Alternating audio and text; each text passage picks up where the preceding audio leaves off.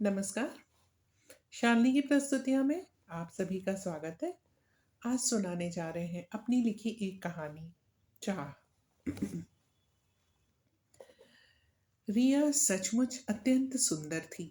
मैंने जिस दिन से कॉलेज में कदम रखा था, उसी दिन से रिया मेरे मन में समा गई थी। अब तो बस रोज उसको देखने के लिए ही कॉलेज आना पड़ता था। मुझे पता था कि मैं उसकी दोस्ती के काबिल नहीं था, पर पता नहीं क्यों दिल ये बात मानने के लिए तैयार ही नहीं था। कहाँ मैं एक मध्यम वर्गीय परिवार का सीधा शांत सांवला सा लड़का, और कहाँ वो पैसे वाले घर की वाचाल सौंदर्य की प्रतिमूर्ति। जब वो पास से गुजरती तो लगता हवाओं में खुशबू फैल गई है। उसकी खनकती आवाज सुनकर लगता कि साक्षात सरस्वती वीणा बजा रही है। पर वो तो मेरी ओर आंख उठाकर देखती भी नहीं थी। पर वो देखती कैसे, उसे तो पता भी नहीं था कि मेरे मन में क्या है। 2 वर्ष तक इंतजार करने के बाद अंततः एक दिन मैंने उसके सामने अपने मन की बात कह दी।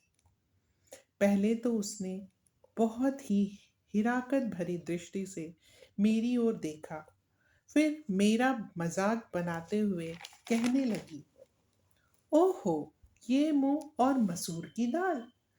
फिर अपने साथियों के साथ हंसते हुए आगे निकल गई। मेरा दिल टूट गया। मैं बहुत दुखी रहने लगा। अब मेरा पढ़ने में भी मन नहीं लगता। एक दिन उसकी एक मित्र सुरभि मेरे पास आई।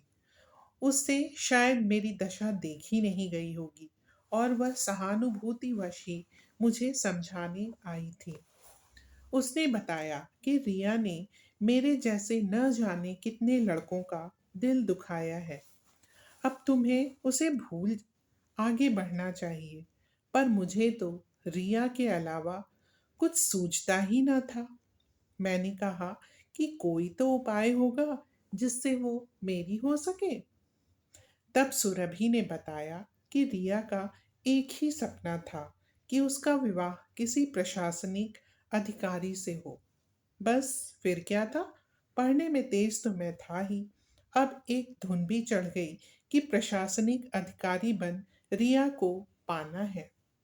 मैंने प्रण कर लिया कि अब मैं प्रशासनिक अधिकारी बनने के बाद ही रिया के सामने जाऊंगा। 2 वर्षों तक मैंने अपने आप को पूरी तरह से पढ़ाई में झोंक दिया। इस कार्य में सुरभि ने मेरा हर कदम पर साथ दिया।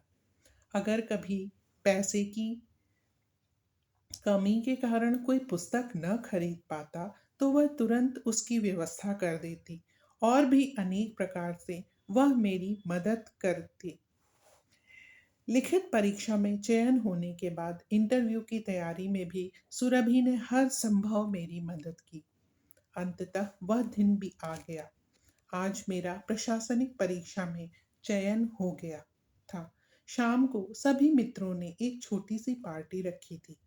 सभी मित्र इकट्ठा थे। तभी दूर से रिया आती दिखी। उसे देखते ही मेरे दिल की धड़कन तेज हो गई। वो पास आई और मुझे बधाई देने लगी।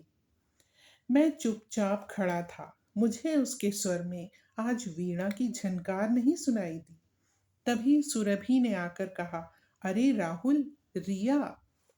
सुरभि की आवाज मेरे कानों में कई रागिनियां बजा रही थी। शायद समीकरण बदल गए थे। धन्यवाद।